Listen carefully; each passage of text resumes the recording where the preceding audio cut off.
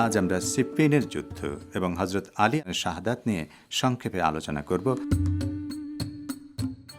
হজরত আলী কুফায় বসে শ্যামের গভর্নর মুয়াবিয়ার কাছে পত্র লিখে তাকে জানান কিছু লোক তৃতীয় খলিফাকে হত্যা করেছে।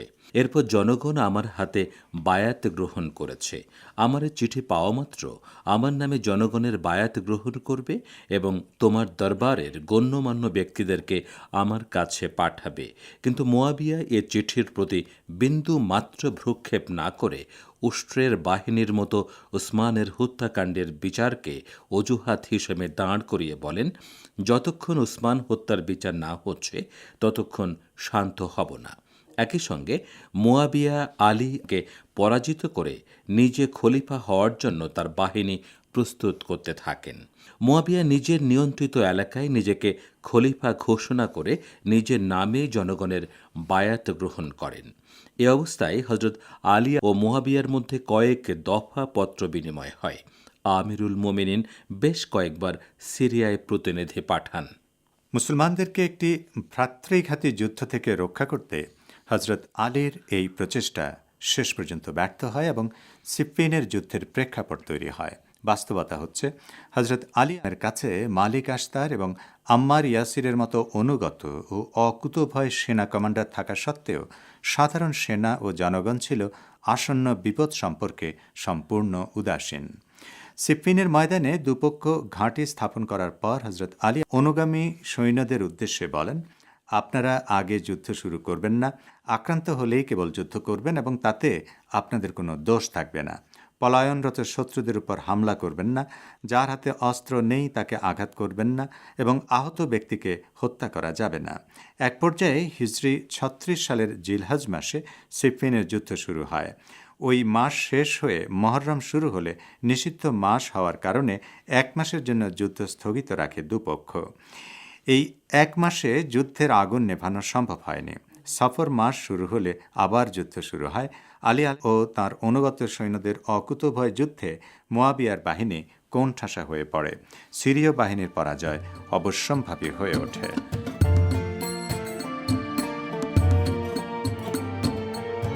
এ সময় মুয়াবিয়ার চতুর সেনা কমান্ডার আমরু আস সম্ভাব্য পরাজয় প্রতিরোধ করার জন্য বর্ষার মাথায় কোরআন বিদ্ধ করে একদল সেনাকে যুদ্ধক্ষেত্রে নামিয়ে দেয়।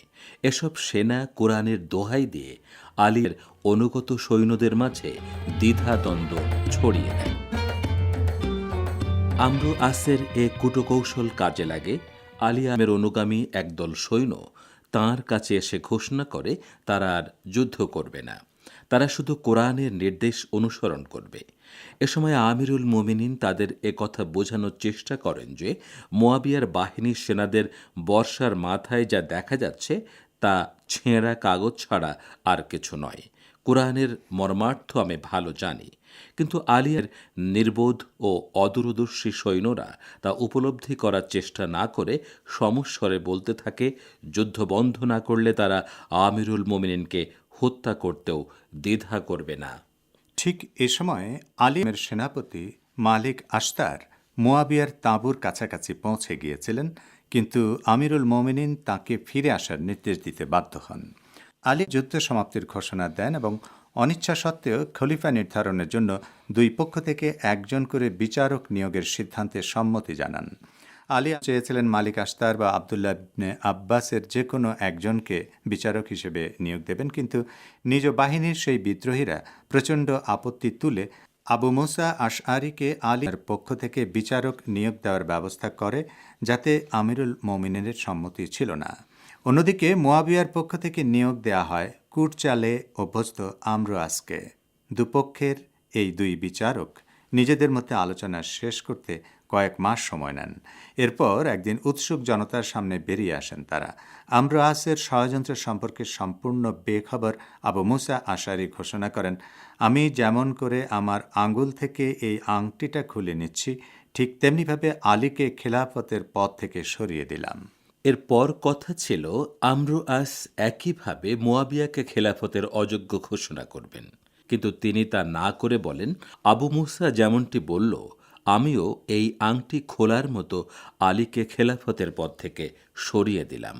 এবং আবার এই আংটিটা আঙ্গুলে পরার মতো মুয়াবিয়াকে খলিফা নিযুক্ত করলাম।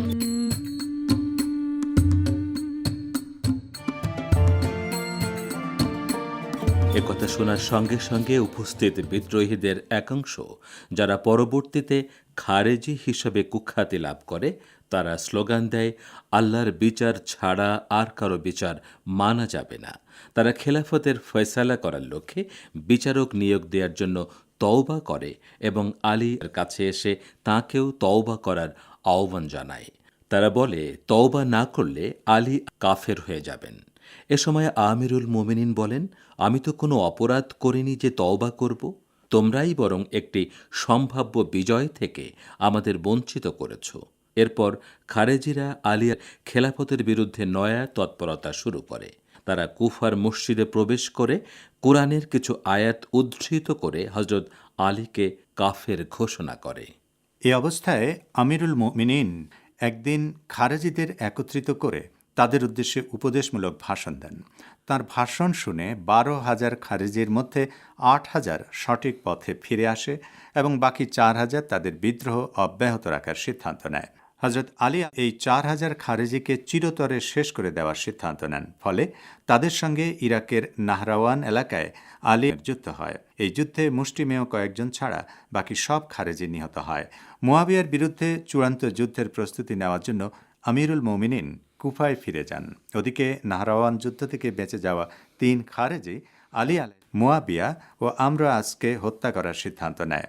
এদের মধ্যে 2 জন তাদের কাজে ব্যর্থ হলেও 40 হিজরির 19 রমজান ইবনে মুলজাম নামের 3য় খারেজি হযরত আলীকে 20 মাখা তরবারির আঘাতে আহত করতে সক্ষম হয়।